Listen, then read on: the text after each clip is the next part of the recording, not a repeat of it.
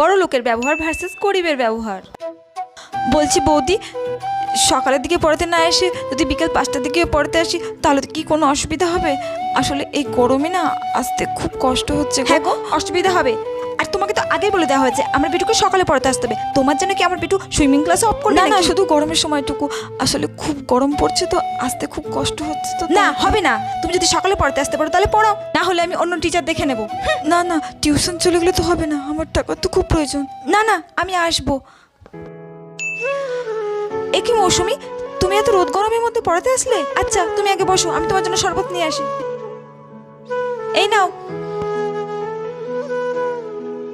আসলে বৌদি, এই গরমে কটা দিন যদি একটু সন্ধ্যাবেলায় পড়াতে আসি, আসলে খুব গরম তো মাথাটা ঘুরে যায়। আরে আমিও তো তাই ভাবছিলাম, এই গরমের মধ্যে তুমি পড়াবে কি করে? আর সন্ধ্যার দিকে পড়ালে গরমটা একটু কম লাগবে আর তোমার শরীরটাও একটু ভালো লাগবে, বুঝেছো?